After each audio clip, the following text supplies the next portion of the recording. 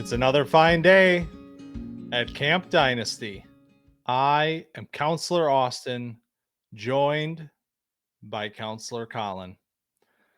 And it is week 4 of college football, and I'm looking at the badge list today, and I'm kind of thinking this is a star-studded show that we have ahead of us. Yeah, things are starting to shape up a little bit. We're starting to get some repeat names on the program, starting to see maybe some trends through the season, and things are shaping up a little bit with how we might start to look at this class, and things might start to set themselves into place as we approach.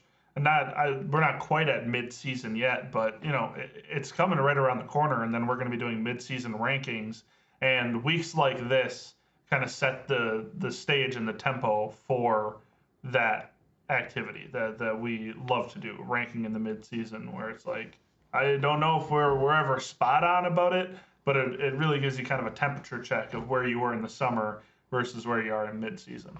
Yeah, and this year specifically, I mean, even thinking about the list today being sort of star-studded, it's some guys that we've been talking about from the summer until right now, guys, high on the list, high on the rankings right now. But even then, I still feel like there's still this kind of, I wouldn't call it a weirdness, but there's something about this class, man. That it's not like last year. I think a lot of people are still looking ahead to 2027 right now. I mean, we had the Ahmad Hardy like national breakout performance. I mean, we've been kind of quietly tracking him from his UL Monroe days, and now he has the big breakout at Missouri. We're talking about this wide receiver class still. Cam Coleman has a huge week this week. It's like it still feels like the 26 group is a little bit of the like misfit child of the bunch right now. But I don't It's the necessarily middle think child. it is. It really Yeah. is. Yeah. We had the 2025 class, which is like the running back class with like a few good wide receivers. Then you have the 27 class that's like quote unquote loaded. And like, I don't think I disagree that it's loaded. I just think like, you got to live in the year that you're in. But I'm not trading away my 27 picks. I will trade my 26 picks, but I'm holding on to my 27 Yeah. picks if that tells you anything about where my head's at. Yeah. Well, maybe we can change your mind and my mind about whether or not to hold on to those 26 picks with the list we have ahead of us. And we are starting. You won the coin toss for the third consecutive week. You had the honor of Hey, selecting the player. Tails never fails, first of all. And I'm starting again with the number one player at their position group. Last week it was Jordan Tyson. This week it's Jeremiyah Love. You might think, wow, what a chalk pick. But Jeremiyah Love is getting the efficient badge, one that we've handed out many times.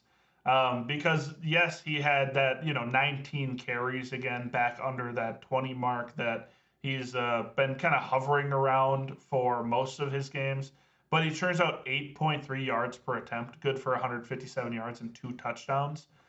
This was his best game so far this year, which is not saying a ton because week 1 obviously was a little bit of a, now seems like an outlier situation where he didn't play so well, didn't play a lot, didn't get a lot of touches. They had the week off week 2, and then week 3 he got a badge because of his work on the ground and through the air.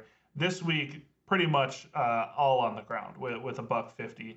He didn't have a catch, didn't have a target. So it's just him and his partner in crime in the backfield. I mean, both of them are very good, but Jeremiyah Love had a couple of those wow plays that you look at when you look at a player like this and reminds you how talented he is and like why he's in this upper echelon and why he stands above kind of everybody in this class. Because we've talked a lot, especially in the summer, about what this running back class is going to shape up to be, and if anybody can enter this tier one with Jeremiyah Love.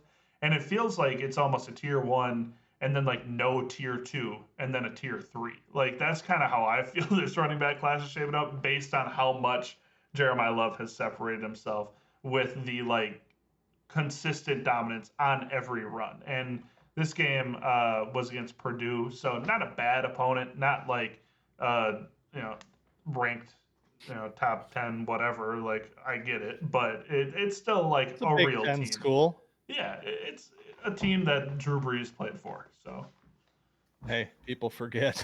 people It's forget been a long time since Drew Brees has been there. that Sky Moore played for, right? Right. No, that was Western Michigan. Yeah. Same colors. Who's the Purdue receiver that came out recently that was kind of like Sky Moore? Never mind. Continue. I just think my brain was like Aiden O'Connell, like I was, Right. I can't think of anybody else, but Jeremiyah Love. You say like you said 19 carries, we're under 20, but I'm like anything over 15 for him. If we hit 15 plus every game down the stretch of this season, that's fine with me. I mean, he's got 52 carries this season. He had 162 all of last year. So he's like about a third of the way there, and we're, a quarter of the way in to the season. And that's with that weird week 1 with the 10 carries and not really being involved in the first half. So it seems like they are leaning on him more. They're giving him more opportunities this year. That's what we wanted to see. No, like you said, no targets, no catches in this game. He had 4 receptions in back-to-back games to open the year. So, we think he has a strong pass catching skill set as well. And you're seeing that a little bit this year. You didn't see it in this game, but he made up for it and then some on the ground in this one. I mean, I'm thinking about that run where he bounced it twice, got to the sideline, Stiff arm the guy, turn the just corner. absolute gas. I'm like, there's no way he's actually getting into the end zone on this play, right? And he sure Right. did. I mean, it's like that's the kind of explosiveness, difference making explosiveness that this player has to go along with that power element that we've talked about since the summer. I mean, over 5 yards after contact per attempt in this game, 96 yards after contact total. He has a power running skill set to go along with outer worldly acceleration and speed. Yep, this is his first game with a real breakout run. That one that you were talking about, where he kind of went right, stiff armed a guy, and then turned on the Jets, beat a guy to the corner, and then beat everybody to the end zone. A 46-yard run. His longest before was only 16 yards, and that's kind of the draw with Jeremiyah Love is that big playability. I was thinking of Rondale Moore There it is. was the receiver. There it is. But yeah, impressive day. 5 missed tackles for us. He had 7 last game. Some of the highest numbers in college football right now for somebody playing against real teams. All right. I don't know that this has ever happened.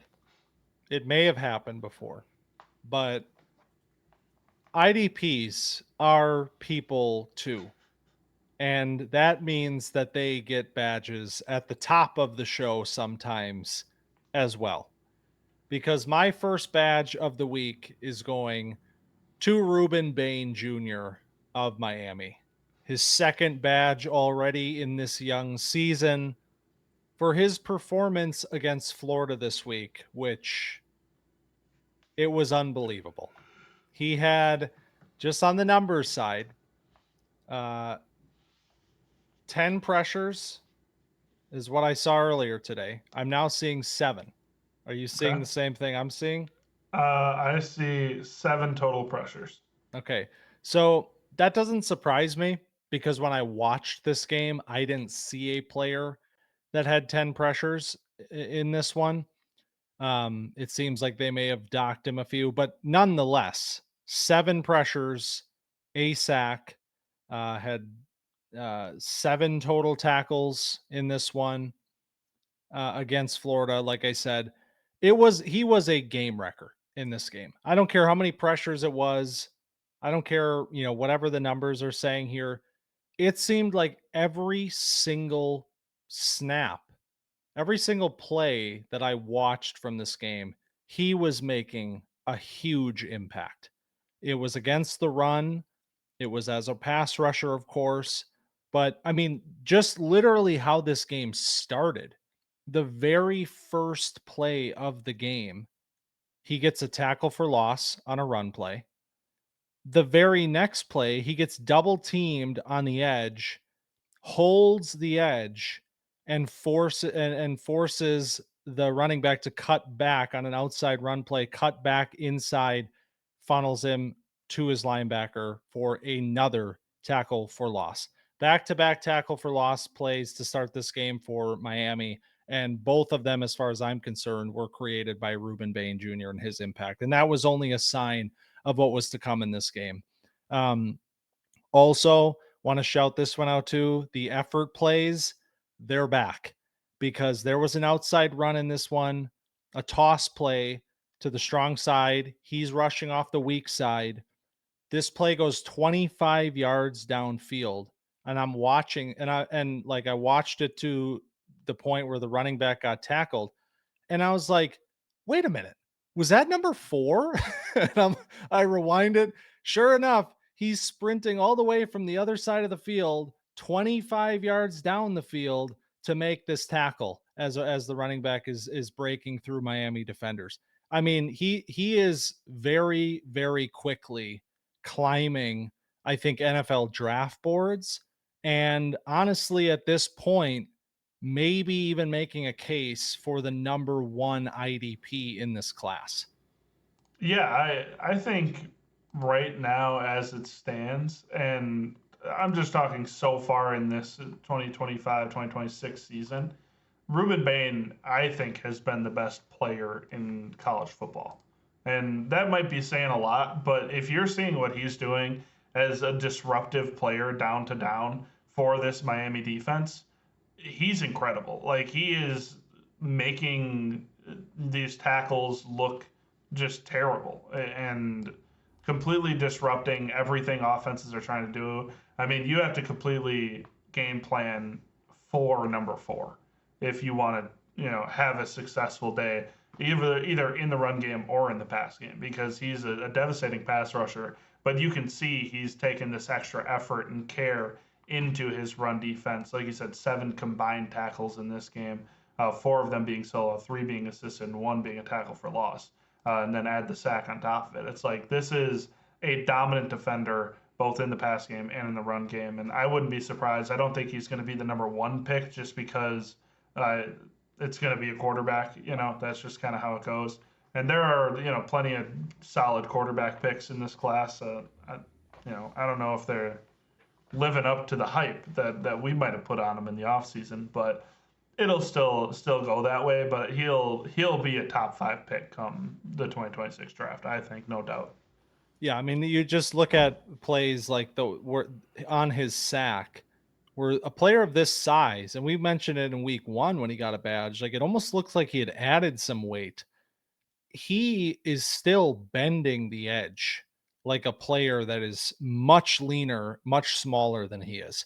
I mean, he completely dipped under the right tackle on that play and just basically won that rep with bend alone. Yeah, he's not supposed to move like that. Yeah, that's not right. So when you see stuff like that to go along with the power that he does, like he's showing you every single week against the run, taking on double teams, shedding blocks, it's every single week that he's showing you this versatility and this, multifaceted skill set. He's got every single week PFF has graded him over 90 on the defensive side. That is ridiculous. Regardless of what you think about PFF grades, that is still ridiculous. So really it couldn't have been a better start to the year for Bain. Yep, I agree. Well, the start to the year for this player was sort of quiet until this week. Against SMU, Eric McAlister, number 1 on TCU, wide receiver. He had 8 catches on 14 targets for 254 yards and 3 touchdowns. Could give him the hat trick badge. We're giving him the chunk badge because every single catch he had felt like it went for 40, 50 yards. And that proof is in the numbers because he had 31.8 yards per reception. This almost felt like watching, like, I know the helmet scout, blah, blah, blah, whatever. It felt like watching Quentin Johnson again Yeah. because, he's wearing the number one. He's got the dreads. He's 6'3", 205 on TCU, number one. And he's like catching the ball, making a guy miss, and then going 40 yards to the house. And that's not even derogatory anymore, calling him Quentin Johnson, because Stop. Quentin Johnson is the best receiver in football. So I feel good about saying that. But this is a guy works outside and inside. Most of the time, he's 80% outside receiver. In this game, it was 70-30 out wide to slot. But 145 yards after the catch in this game. This was like, I'm just gonna like spam the deep curl route and have you like sit down in between zones and then like make a guy miss. He had 5 missed tackles forced in this game. 7 of his 8 catches were a first down or better, which makes sense when you're getting 30 plus yards per catch. He had one play that was, well, I guess there were 2 plays that were like not great. One was a catch that he had where if the boundary was like a half inch further, it would have been another touchdown. And then one, he just got his lunch money taken on an interception where he caught a touchdown and the DB ripped it out of his hands, and it was like, I mean, the great play by the DB. Would have loved for you to hold on to that. But other than that, pretty flawless day. 70, he had a 70-yard touchdown that was pretty sick, where he broke 2 tackles, 2 guys kind of converged on him, and somehow he ended up popping out of it and then going the distance. So big play, Eric McAlister, another TCU receiver. Yeah, McAlister, he's been like a really solid player for a few years now. I had him kind of earmarked last year. He was transferring from Boise State to TCU. Just kind of curious what that was going to look like. He was coming off an 873-yard, 5 touchdown season at Boise State in 2023 and had a fine year at TCU last year, like 760 yards, 5 touchdowns.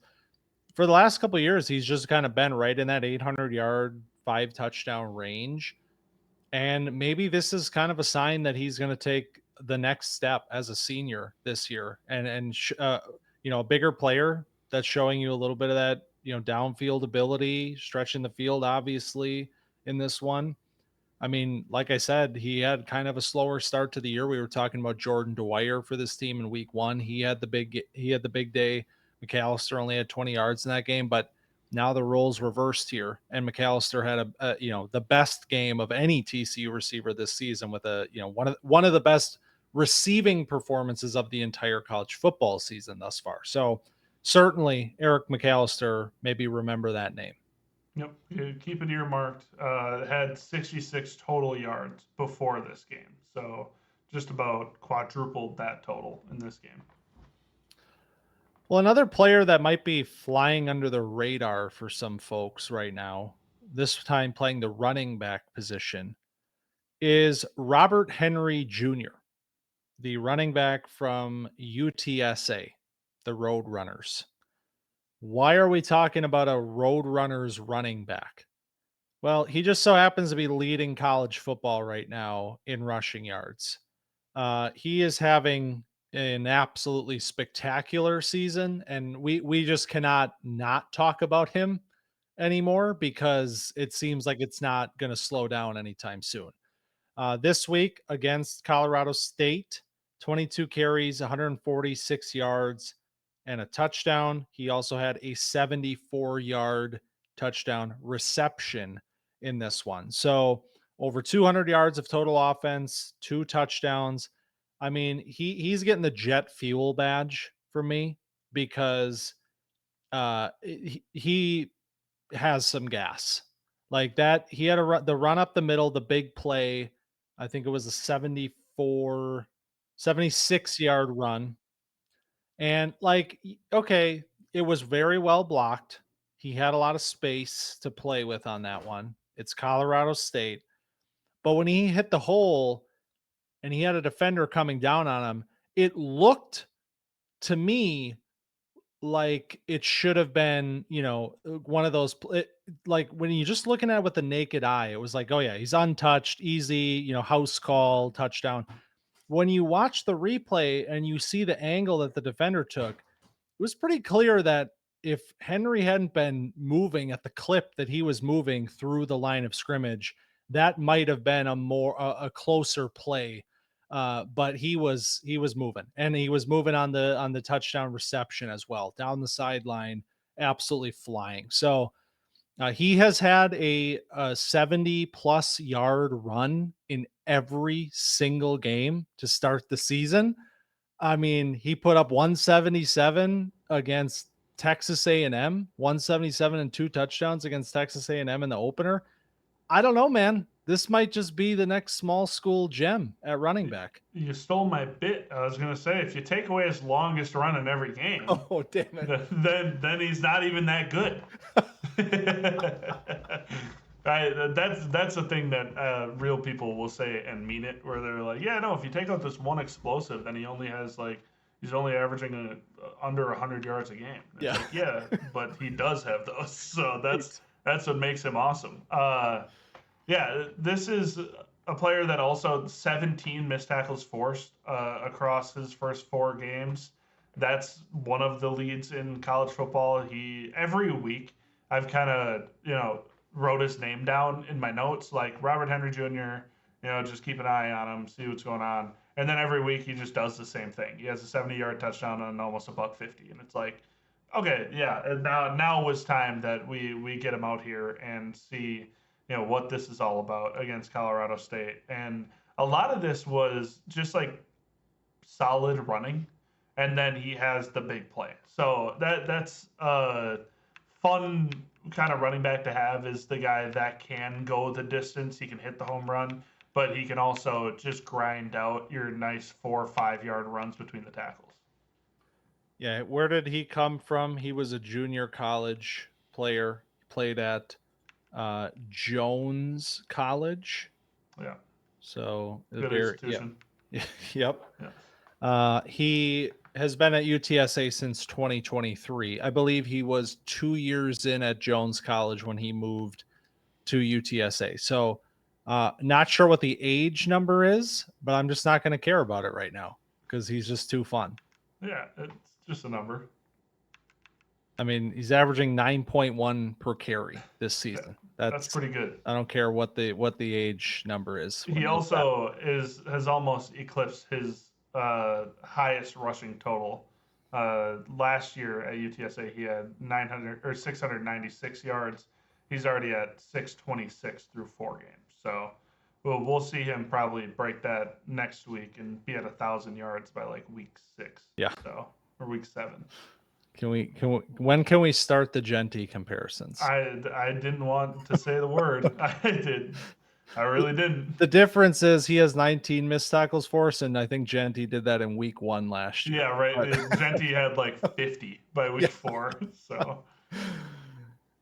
All right. Well, I am very pleased with this next player that's getting a badge. Yep, we're getting a little dose of lemonade here in week 4 with Makai Lemon. 8 targets, 8 catches, $127 and a touchdown against Michigan State. This was just a nice game, a nice like slot performance from Makai Lemon, where he also had 2 carries for 11 yards and a rushing touchdown.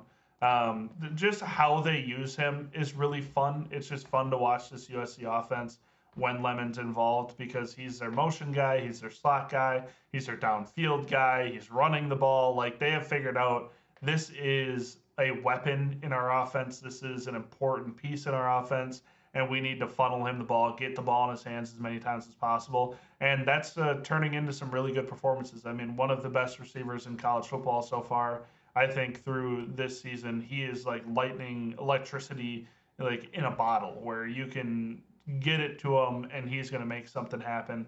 Has 11 missed tackles forced on receptions, had 47 yards after the catch in this game. That's good for 5.9 per catch. He had a 40-yard touchdown catch in this game. on like kind of a really deep over route. I don't know if it was a post or an over route, but it would, came out of the slot, just like beat a safety to the spot on the back right corner of the end zone. Playing 70% of the time in the slot, so he's also playing outside. Like they're like, what can't Makai Lemon do? He's getting the lemonade badge. It's a signature one for him. I love that.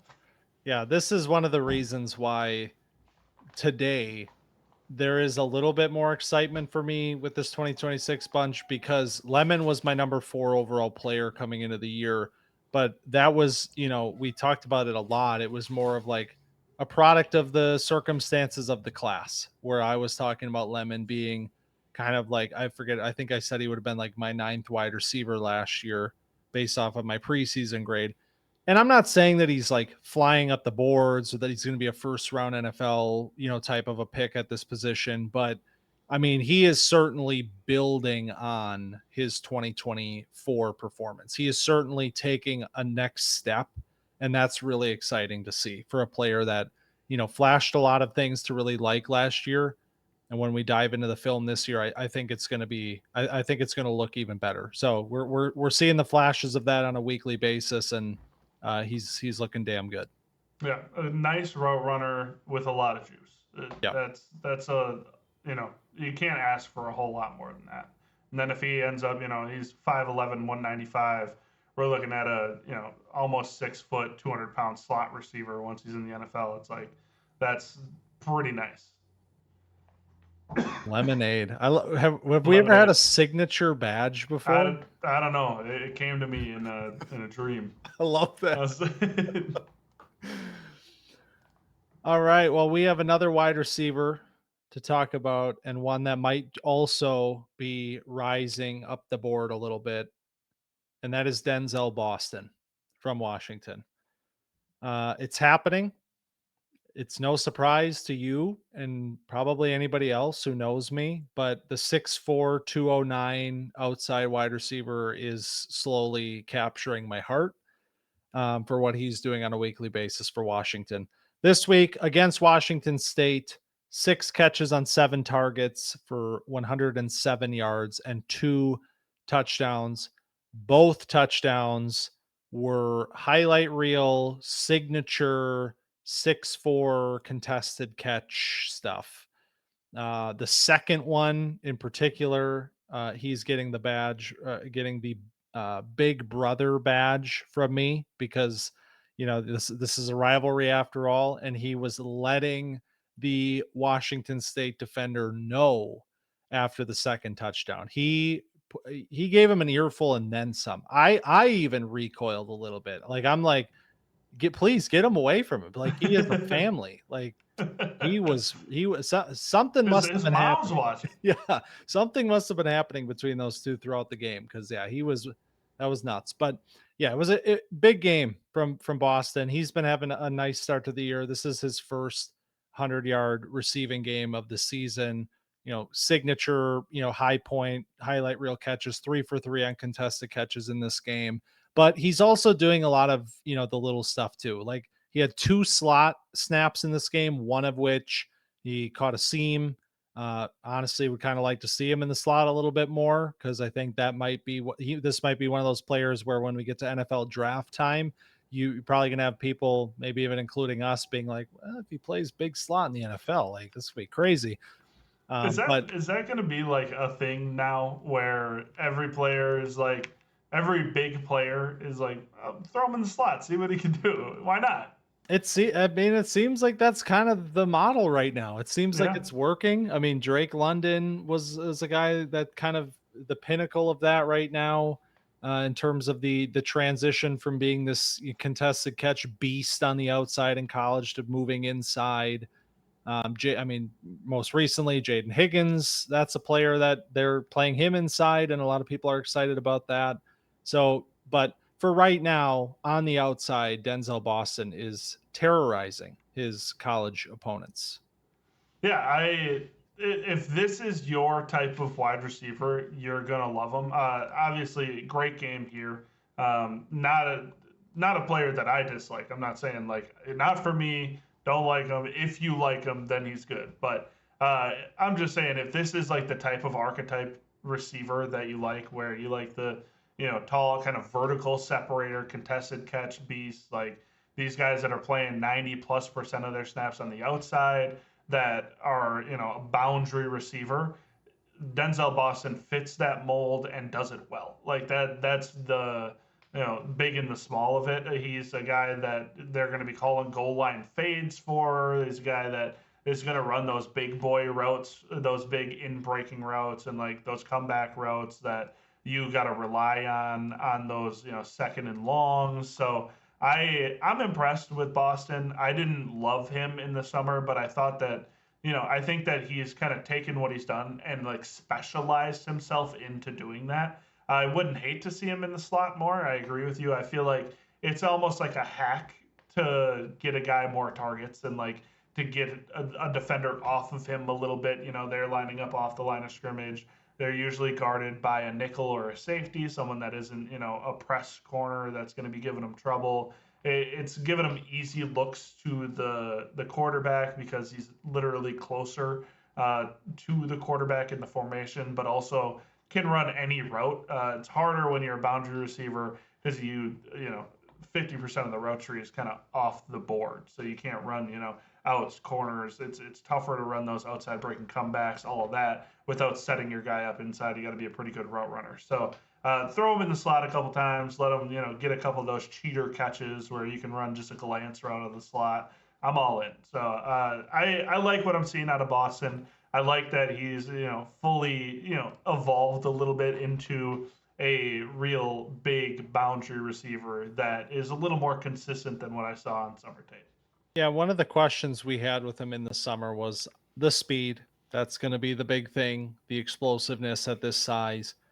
But I mean, honestly, like from what I've seen from this season, he's looking somewhat explosive at this size. I mean, I thought he had some really good routes on film last year too. I just didn't see like long, deep speed or anything. I think you're still seeing, pretty good route running. I think you're seeing a little bit of a maybe a little bit of an extra gear. He's returning punts for them.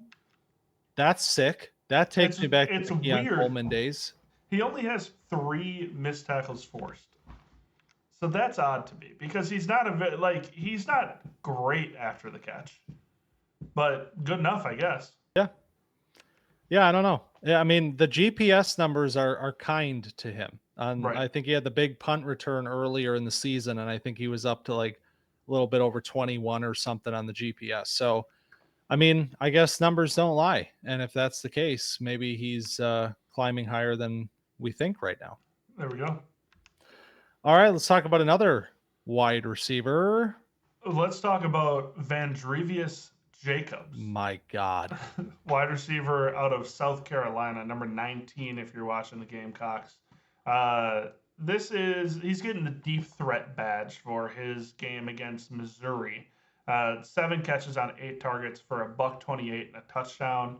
He is pretty much like he's gonna catch long touchdown or it's gonna be like a 6 yard curl route.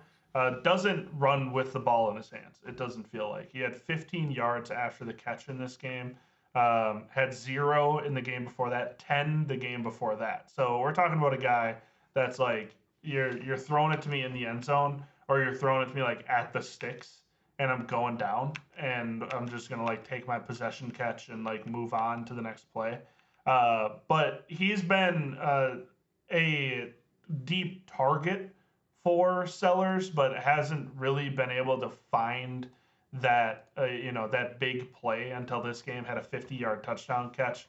Has an average depth of target of 15.6 on the season. So this is a guy that's running these deeper routes, trying to get open downfield, trying to open things up maybe underneath for this offense. But one of the few receivers that feels like he's getting any kind of separation. I wouldn't say he's a great separator, but you take what you got when you're Lenore Sellers with this wide receiver room because it hasn't been doing a ton of favors. So Vendrevius Jacobs and Nick Harbor, both like athletic freaks, both downfield threats. But Jacobs has been working a little more underneath because needs somebody to catch some routine balls rather than trying to take the top off every play. Yeah, I mean 101 in the name draft. I think this is like if you were making a Sith Lord, I think you'd want to call him Vendrevius. But uh yeah, I mean, I thought first of all, to speak about Lenore Sellers, I thought this was maybe his best game of the young season as well. And finding a connection with Jacobs in this one, not Nick Harbor. We saw the flash from Harbor in the first week. But yeah, Jacobs, a player, shows an ability to stretch the field. 6 foot, 182, little slender, a little bit undersized, but like, yeah, I see it. So we'll keep our eyes on this South Carolina offense for sure as we watch Sellers and see what Harbor stays up to. But maybe Jacobs will be the wide receiver we're talking about down the stretch. Yeah, Jacobs pretty much like unheralded coming into this season. Florida State in 2023 transferred into South Carolina last year, only had 12 catches for 181 yards. So he's already beyond that number with this last game. Now is 13 catches for 215 yards and 2 touchdowns. So this is a guy that like is just now coming on. So if you haven't heard this name before, now maybe an introduction to him and just people are watching South Carolina for Sellers, so just to have another name to know while you watch that offense. Absolutely. All right, one badge left this week. I was pretty torn on on what direction to go. Oh, I did consider for the Wolverines fans out there, Justice Haynes, I see you.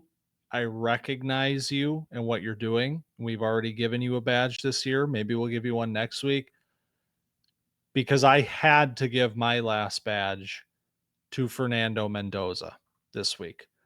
Talked about the quarterbacks maybe at the top of the show, maybe not living up to it quite as we build it. Certainly Arch, but Sellers has been good, not excellent. Um, Nussmeyer has had a good start to the year as well, but there's been a little bit of the up and down with his game. Klubnik, the whole Clemson team, I don't know what that is. Yikes! It reminds me of like last year, like with Florida State last year, where it's just like everything fell apart. Just a disaster class, Yeah, and I can't believe it with how much talent's on that roster. But Fernando Mendoza has really been the one to come out, completely out of the gates here and look like a dude. And part of that, we talked about it. We've given a couple of these Hoosier receivers badges already this year. They were playing some pretty, lower tier opponents over the first 3 weeks. So it was like, all right, Mendoza's looking good. These wide receivers are looking good. But let's wait and see what happens when they play a real team.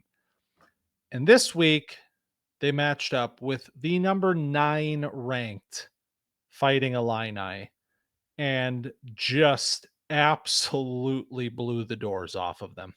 I mean, it was not from the very beginning of the game, wasn't close.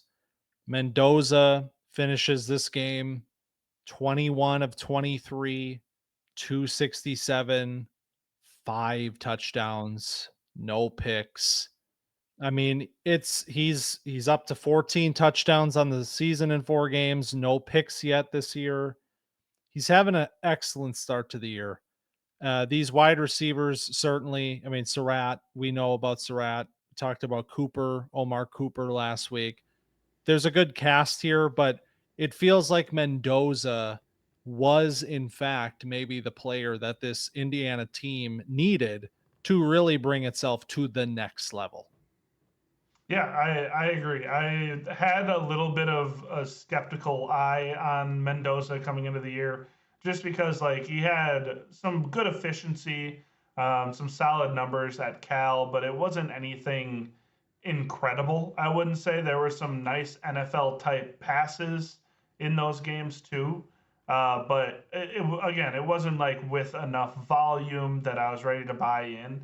And now through 4 weeks with Indiana, it's been just like nothing short of really impressive. There are just throw after throw where he is putting it on time in the right spot, setting his wide receivers up for success, doing it, mostly from the pocket on time, uh, but also on the move every once in a while. He's not the fastest, the most athletic, but once he gets outside of the pocket, like you can tell he's doing things to manipulate the defense so he can make a throw and like so he can make a play. But just the timing of everything seems to just be perfect with this Indiana offense right now. I'm interested to see if like someone can ruffle his feathers a little bit and like how he'll respond to that.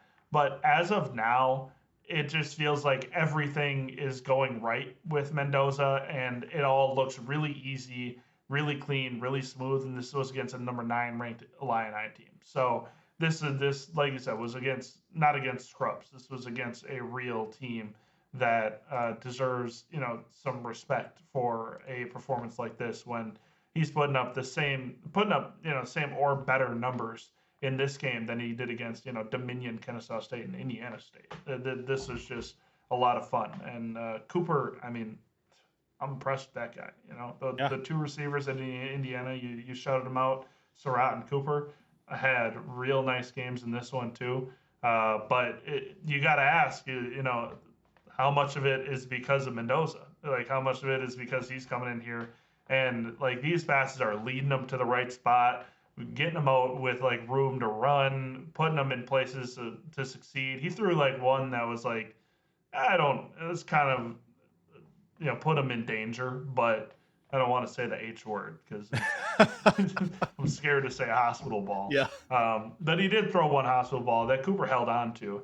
But I mean, just a good player dealing for this Indiana team. Yeah, that I think it was the first touchdown where it was the middle of the end zone and he put it up over the Mm-hmm. top of the defender. And you got to be able to make that throw in the NFL. Yes, like Yeah. you're putting it in a spot for your wide receiver to go make a play on it, and the wide receiver did make that play. So that's the kind of high level stuff that, excited you with him at Cal. You saw the flashes of stuff like that, the anticipatory throwing and some really high level stuff to the boundaries down the field. This year it's been like just absolute surgical precision, like passing. And he, like you said, on time, on target from the pocket. This game, 2.26-second time to throw. He was getting Getting it that out thing out. fast and just dealing the whole game. So Is that hey, his lowest of the season so far? lowest of the season. Right. He knew he was playing. Yeah. He Well, he knows what he's got to do. he's the badge he's getting from me is the bulletin board badge, There it is. because he was really quick after this game to, in his post game interview, to shout out some of the noise that was coming from one of the coaches, I believe, at Illinois, talking a little bit of ish about the offense for Indiana. And he was just like, I just wanted to make sure that he knew what our offense really looked like. And then, of course, he did the thing. He spun it back. He was like, "You can talk about me all day, but you start talking about my wide receivers and my offensive line and my running backs, like, that's I'm not going to stand for that." So he's talking the talk. He's walking the walk. He's looking like a real deal pro at this point. And that is badges for week 4 of college football. Very fun slate. We got names up at the top making noise. We got new names. We got small school guys maybe entering the fold here. It's a fun time. It's a fun time right now for this 2026 crew. But unfortunately, it's not a fun time for every player. And this player in particular, it's time to make the call home.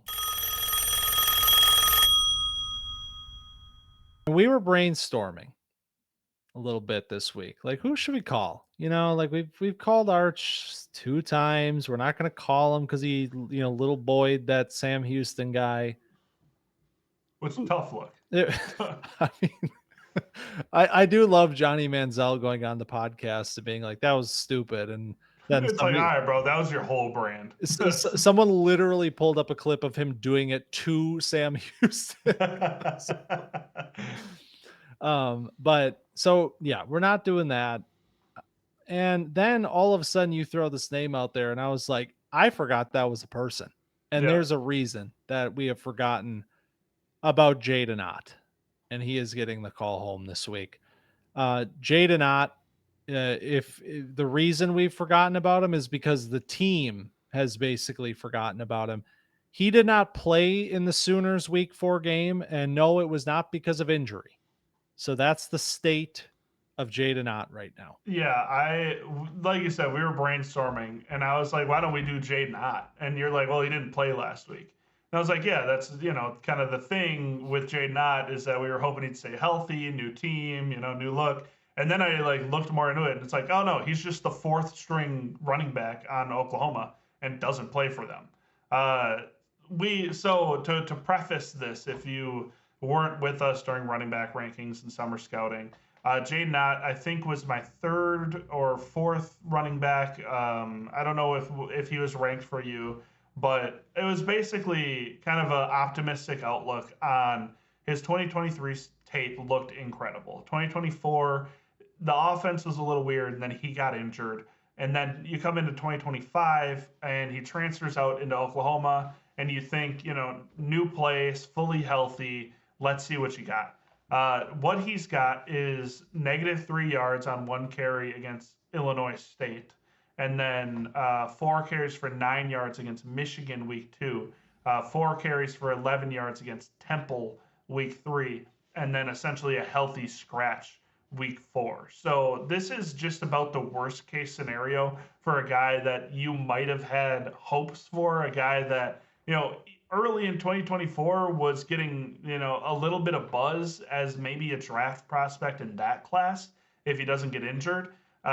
Looks like that is all but dried up for Jaydn through 4 weeks. I mean, you look at anything about this guy online and it's all negative. So I don't know if this is going somewhere anytime soon. There are some Sooners fans that are like, hey, let's just get him out there, see what he's got, see what we paid him this NIL money for. But so far not so good for Jaydn. Yeah, it's really unfortunate. I made the comment with Odd in the preseason that he was more of an incomplete for me going into this year, just because of the stark contrast from 23 to 24 with that injury last year. The Cal offense being kind of a disaster. Talked a lot about that with Mendoza. So it was like, big time regression, but we can explain it. There's reasons for it, most notably the injury, especially with a player that's kind of built around explosiveness at this position. And then to just come out this year and just like not show you anything and not even be getting snaps as like a big ticket transfer ad for this Sooners offense in week 4 already, that's a real bad look for Ott. So, obviously the numbers kind of speak for themselves, and I don't really expect that we will be talking about Ott again this season. And I don't know why, because 890 yards as a true freshman, followed it up with a 1,300-yard season, showing explosiveness, showing that breakaway ability as a running back. Somewhere along the way, maybe it was the injuries last year. I don't know. Yeah. Something, he lost it somewhere. Yeah, I don't know, like the ankle injury, and then he had a hamstring, and maybe like there's just the explosiveness isn't there anymore, and that was the signature because he wasn't breaking a lot of tackles. It wasn't a lot of yards after contact. It was juice. It was like simply, I have I'm faster than you. I can accelerate in a blink, and maybe just lost half a step, and that's as much as he had to lose to be this kind of player. Unfortunately, maybe it's the competition too. I know it's not too different. We haven't played anybody incredible in these first 3 weeks. Michigan's not bad, obviously, but you think you can beat up on Illinois State and Temple, but apparently not. All right. Well, the good news at Camp Dynasty is that we don't end on bad news here during the season. So it's time to gather around the campfire and reminisce about the campers of old on All Grown Up. Already one touchdown. Robinson's going to have two today. He's looking. He's throwing for the end zone. Fingertip grab. And the Cardinals in first and goal. Jetty. So much power. He's going to bang it in. I got on my soapbox last week. Get back on it. Get back on it from Marvin Harrison and Brian Thomas. Brother, I could get on this thing every week. That's what we're here for. That's the point of a podcast, isn't it? It is, but it gets tiring because you get sick of sounding like You're preaching. Yeah, like I'm just out here being a hater, like, all these guys talking about Marv, like, shut up, man. Like I get it. He's had a bad start, but like I just don't understand why we are feeling so compelled when we are literally watching Quentin Johnston ascend to being a real NFL wide receiver in year 3, the magical year 3, where things just sometimes come together for players. And I mean, in Marv's case, he had an 800-yard rookie season. He did not have a bad year last year. There was certainly things from his rookie year that you were hoping to see got cleaned up. You were hoping to see a better rapport with Kyler. It kind of feels like some of that stuff is carrying over into this year. He had a absolutely horrific drop in this game. That's fair. But I mean, to start to come out of the woodwork, and now I'm seeing people being like, brother, you guys were way too high on Marvin. I knew from the very beginning, because he couldn't get yards after the catch, that he was a bad player. It's sickening to watch. I was looking back at some of our content from that year and like some of the comments and stuff on those videos where it was like, yeah, getting, neighbors at the 102 is a hell of a consolation prize. And everybody's in the comments like, hell yeah, after Marvin Harrison, obviously, and that was just the consensus. And then going back and doing a redraft of that class, and you saying like, he had 800 yards last season, and that's like a really good rookie season for most people. It's just not what you expect from a player that you label with that capital G generational tag, And maybe, people can say whatever they want. Everybody was in on Marvin Harrison Jr. That was just he went number 4 overall or something like that. Yes. Like nobody was out on Marvin. Maybe people had neighbors higher. Like I definitely saw that going around, but there was very few people that were like, yeah, Marvin Harrison Jr. is bad, because he wasn't, and he still isn't. Like he's open a lot. Kyler and him clearly do not have a rapport. Like I think that's the biggest thing is like Kyler doesn't care if Marvin Harrison Jr. gets the ball. Like he cared if DeAndre Hopkins got the ball. He cares if like Trey McBride gets the ball. He just does not care to pepper Marvin Harrison with targets. And like the game plan doesn't either. And I think that's doing a disservice to like how he is as a football player, because I think he's kind of figured out his role. This offense is starting to figure out like what routes he's really, good with. And he runs them well. He gets open. He had 2, well, it was like 1.5 drops. One was like a pretty difficult catch, but a catch we expect him to make based on who he is. And like, if he makes those 2 catches, what's the narrative on Marvin Harrison Jr.? He has, 60, 70 more yards and a touchdown. And we're talking about like, oh, thank God, finally we got the Marvin Harrison Jr. game. He's a freak. So it's like, it's so like we don't expect Marvin Harrison Jr. to drop those passes. He had a 1.7% drop rate last year. This is not a player that drops passes. So it's obviously a confidence thing. It's a mental thing. It's not he's bad at football, and he'll get over it. So if one of your guys is like freaking out because of Marvin, send the trade. That's really it. The point about drops is really fun too, because I don't know why I've noticed more people talking about drops in the NFL this year than I've ever seen before in my life. Like I feel like we talk about drops a lot in college because you want to trust that a wide receiver can catch the ball. A low, drop percentage is a good indicator that this is a player you can trust at the NFL level. Marvin Harrison Jr. was one of those players. If Marvin comes out of the gate and has a few drops through a few weeks, I'm not going to start to be concerned that he doesn't know how to catch the ball. Just like I'm not going to be concerned that Brian Thomas Jr. doesn't know how to catch the ball. Brian Thomas Jr. right now has a 30% drop rate. He has 3 drops on 24 targets. Do I think that Brian Thomas Jr. forgot how to catch the football? No, I don't. So He I has don't 3 care. drafts on 24 targets. 3 drops on 24 targets. Yes. What's the drop rate? I'm seeing. Yeah, how is that? There's no way. I was going to say that's not 30%. That must be a typo. Yeah. Thanks, Okay. PFF. All right, I'm doing Thanks, the math. PFF. I'm doing the 3 divided by 24. It's 12 and a half. Okay, so 13% we can say? Yes. Instead of 30? I was, Okay. I said that and I was like, I have never seen a number that high in my life. Yeah, I was just like, that doesn't add up. But anyway, 13%, still not great. Yeah, 13% is still high. It's still way too high. He had a 6.5 last year. It wasn't something we were worried about with him in college. This stuff's just going to happen.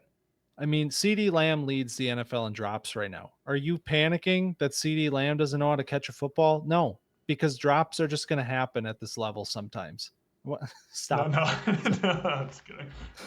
So the drops Discord, Rome is getting it too right now. It just feels like there's a lot of people that are really honed in on this drops thing, which I'm not saying it's not an issue, but like I don't think that we should focus on it in the sense that we do in college, where it's like this is an indicator that this is going to be a problem for the course of this player's career because he's dropped a few passes. You got to watch the drops too. Yes. Is like another thing where if it's Brian Thomas Jr., where it feels like he's dropping the ball because he's afraid of getting like crushed over the middle, which it seems like that's kind of become a trait of his, is like scared of contact, quote unquote. That's one thing. It's another thing to have like the Marvin Harrison wide open, hit him in the chest plate drop. Like those are 2 very different things.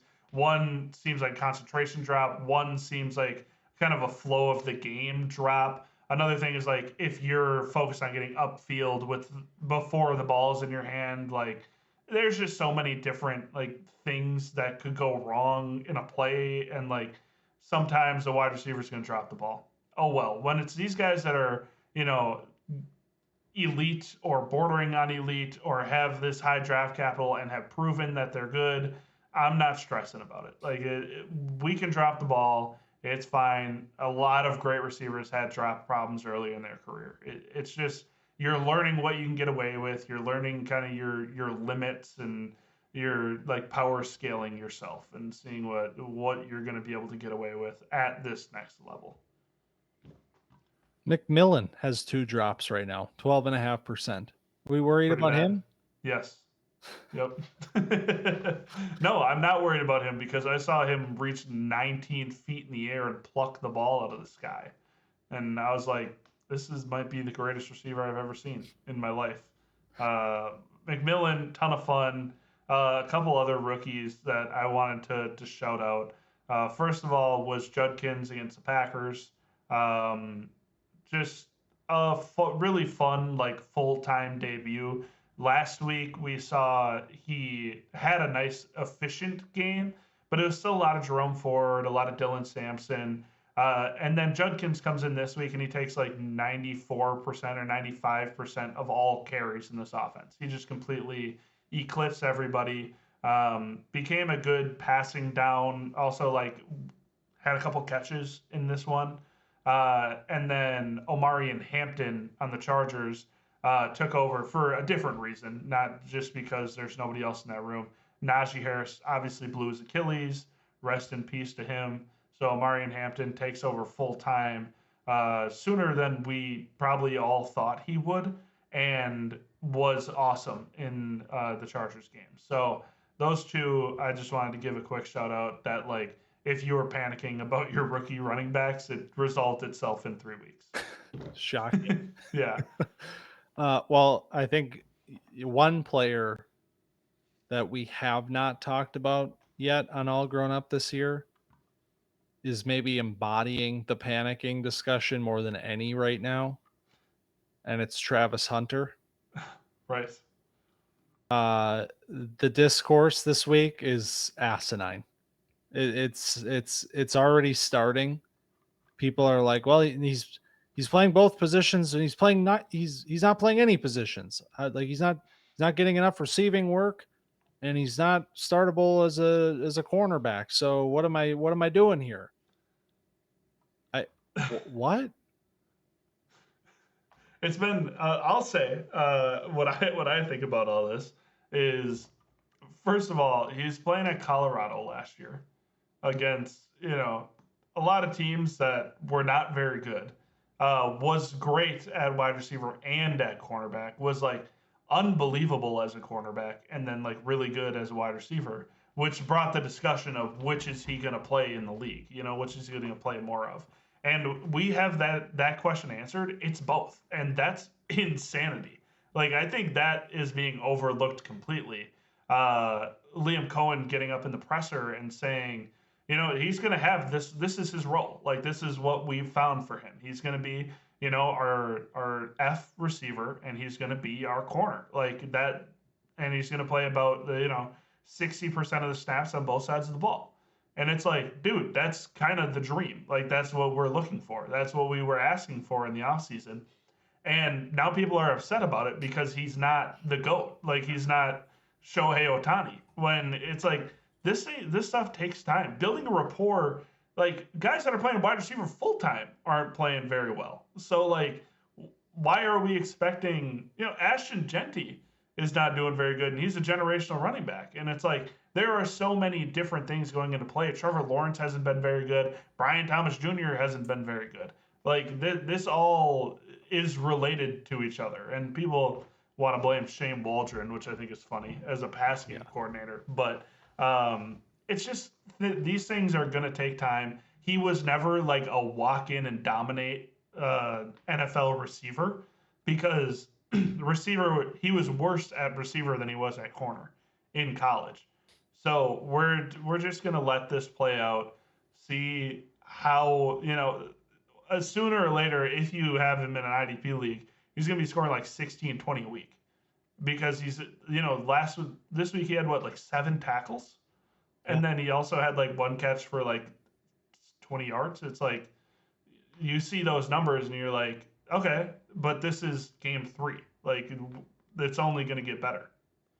He made an awesome play on that catch too. The 20-yard, the little it was like a screen pass, and he made like 2 guys miss. That's what he was doing at Colorado. He didn't have a full route tree at Colorado. They were just getting the ball into his hands any way that they could, because he was obviously the best player on the team. So it's going to be a process for him to learn the wide receiver position at an NFL level, and yet still, because of the athlete that he is, he can go out there and make those kinds of plays after playing a series on defense. He comes out and makes that play on offense. I mean, that's pretty cool to have as an NFL team, to have that, opportunity with a player.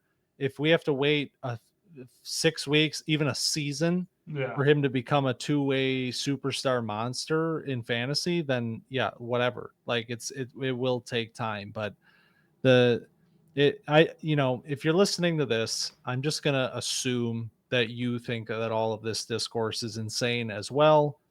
This is not, we don't act like that here. So if that's the type of thing that you're interested in, I'm just going to assume that you left a long time ago.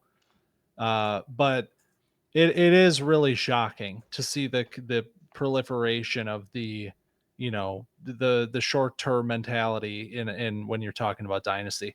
I was literally looking today at Jackson Smith and Jigba and reminding myself that after his rookie season, there were people saying that he was not as he was built, that he was not as good as he was supposed to be, that he's kind of weird. The 600 yards, I don't really know. Like Jordan Addison had a better year. I think he's probably the better player. I mean, JSN is like maybe the best wide receiver in football right now. Like, So I'm looking at Jackson Smith and Jigba's our favorite crowdsourced website, keeptradecut.com.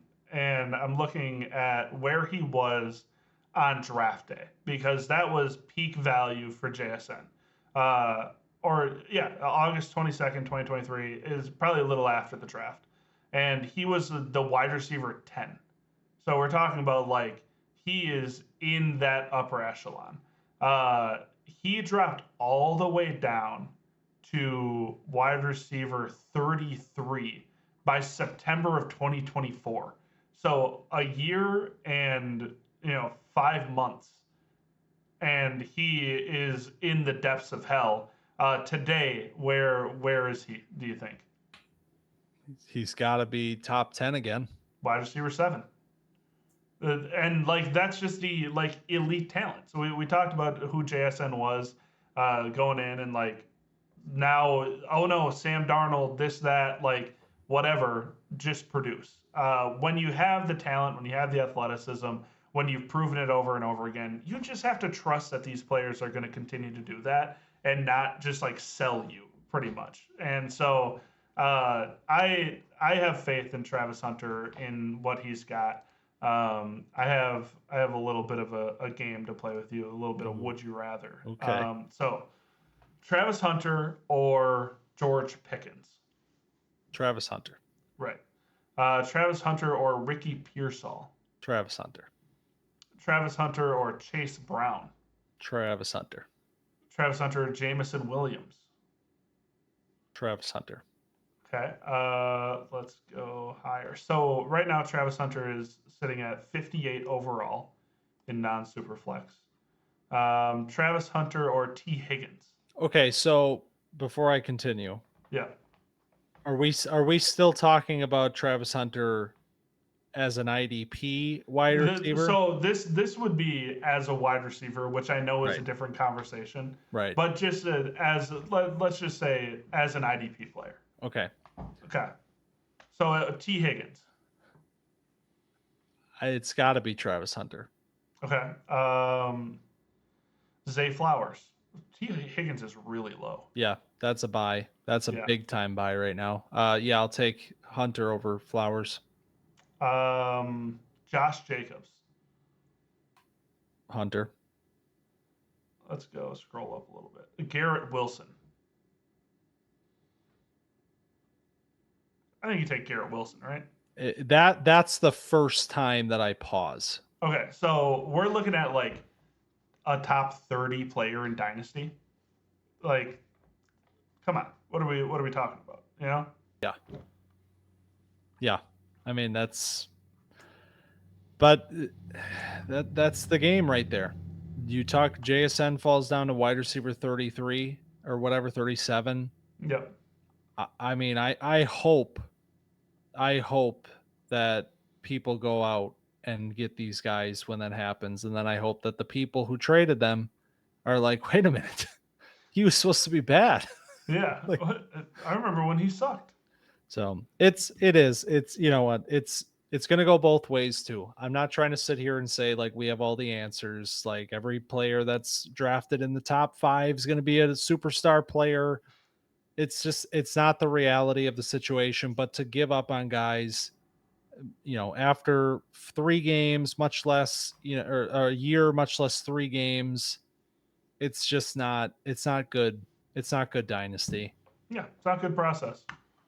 These are the guys that you should be buying if you're, and like, yeah, maybe you strike out on a guy every once in a while, but I think it's worth it, like eventually these guys are probably going to figure it out, like these elite talents. So I don't know. We'll see where these guys, where they end up and how things will go. But this is such a long-term thing. You hope that you're in these leagues for a really long time and that you can, bear the fruit that you're, planting the seeds of in your dynasty draft. But sometimes, it's not going to work out, and that's okay too. It's sad when that It is. happens. Yeah. But it happens. Like when you draft Caleb Johnson. I was just he's a gonna bust. say, like Caleb Johnson. All right. That's probably good. Shout out Torrey Horton. I guess Torrey Horton, of course. we'll slip him Other in quick. Seahawks receivers. He's Justin Jefferson. So Tyquan Thornton, shout out. Chiefs' best receiver. We just shouting out anybody now. Well, come on. He had a good game. Tyquan Thornton from the 2021 draft class. I mean, he's kind of young. I saw that he was 25, and I'm like, already? Oh, my God. Yeah. All right, well, that is week 3 of the NFL and week 4 of college football. Man, I just for once would like to go to get around the campfire and just not have to pour my heart out to plead with the Dynasty community to just stop for a second and just let these players exist for 5 minutes. But it's the world that we're living in right now. But we have fun anyway, because it's a fun game. We're having a blast watching. This is so fun. I'm having a blast watching these guys on Sunday. I'm having a blast watching Emeka Egbuka become the next big thing before our eyes right now. That's fun. But we will keep the train rolling with another round of badges next week. We'll see what week 5 brings us for college football. But if you enjoyed our discussion this week, be sure to find us on Twitter, camp_dynasty. Give us a follow over there. TikTok, camp.dynasty. Maybe the TikTok will come back at some point. Maybe it won't. We got plans for it. We got some plans. There's some stuff in the hopper we're working through right now. But most importantly, if you are watching this on YouTube right now, be sure to hit subscribe and like the video before you leave. If you enjoyed yourself and enjoyed your time here, so we appreciate that. And if you're listening on the pod feed, be sure to like or rate or follow or review or whatever else. Stars. Yeah. Why not? Whatever, hey, 4, 5, 3. Just give us some bulletin. Give us some bulletin board material. If you're gonna leave 3 stars, just don't leave a review. If you know what your mom said, if you have anything negative to say, don't say it at all. Yeah. Amen. All right. Any closing remarks? Caleb Johnson was RB 14 in July. He's RB 36 right now. That's a buy. Buy. Go send you could reasonably send a second right now, and I bet you'd get some people taking. If you send a projected high second for Caleb Johnson, that might get somebody excited. So go do that. And thanks for stopping by Camp Dynasty this week. We'll see you next week.